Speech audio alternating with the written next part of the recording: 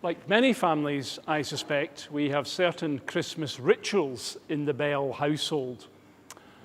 And that's despite the fact that one of our daughters is 31 with her own home in Norwich, and the other is 28 and living in Australia. On Christmas Eve, Santa is left a glass of the finest malt whiskey and a mince pie, with a carrot, of course, for Rudolph, which remarkably always has teeth marks in it the next morning. When it comes to the stockings hung at the end of our girls' beds on Christmas Eve, whatever else is in them, they must contain a pound coin, a tangerine, and some hair scrunchies. We didn't even bother trying to explain it to our new son-in-law when we were in Australia last Christmas for our daughter's wedding. Then there's Christmas Day itself. That begins with our older daughter making Nigella Lawson's Christmas granola and muffins, both of which I can thoroughly recommend. And inevitably, the day will end with me fast asleep in the sofa after a hearty Christmas dinner, which will have included polishing off the whiskey that Santa didn't finish the night before. It's the reassuring comfort of the familiar and the secure, I'm sure, that brings us back to the same rituals year in and year out. With 2020 being so dramatically unfamiliar and deeply insecure, all of us, whether of the Christian faith, another faith, or no faith at all, will, I am sure, be seeking respite and comfort at Christmas as we reflect on a 12 months like no other.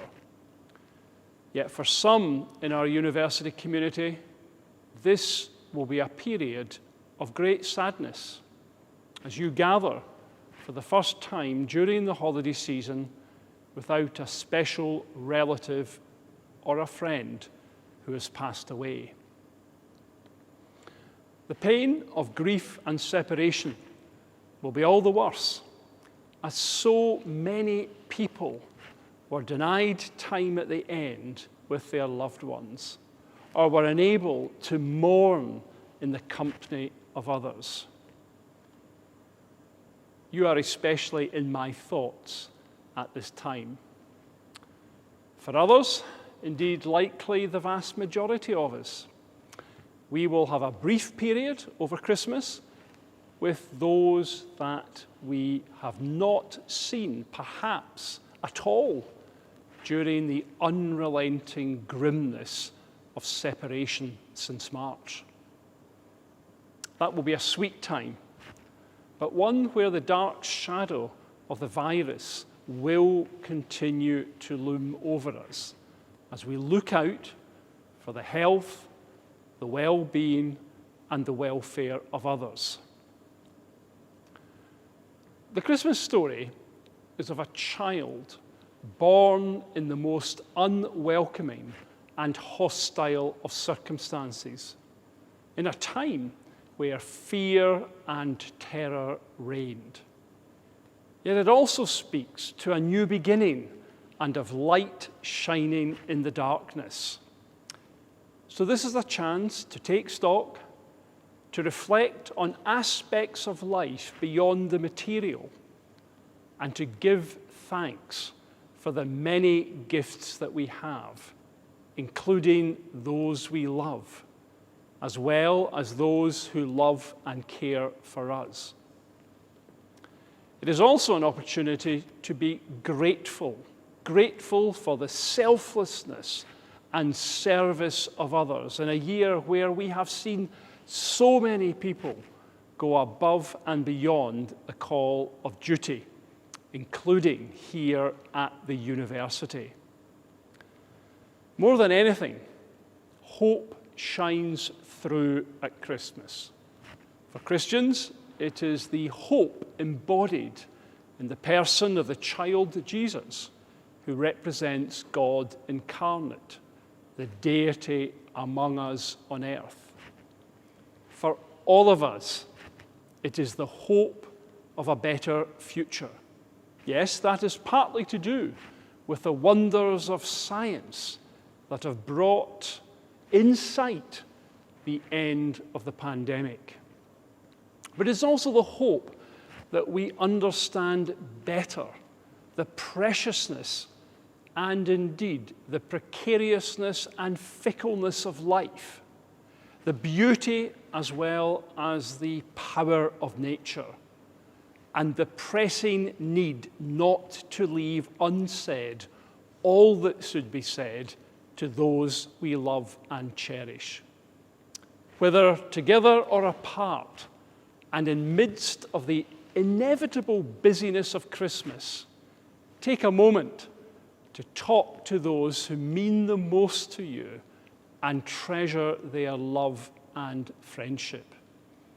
Appreciate the world around you and do all that you can to strengthen the ties that bind us together. May I wish you all peace and goodwill this Christmas. Stay well and stay safe.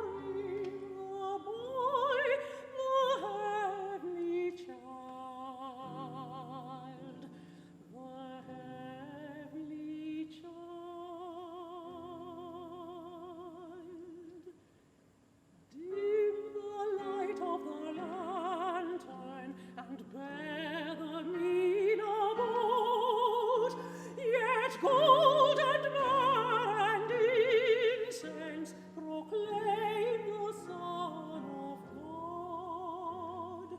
Lowly laid in a manger, my Virgin undefiled, come worship silent adoring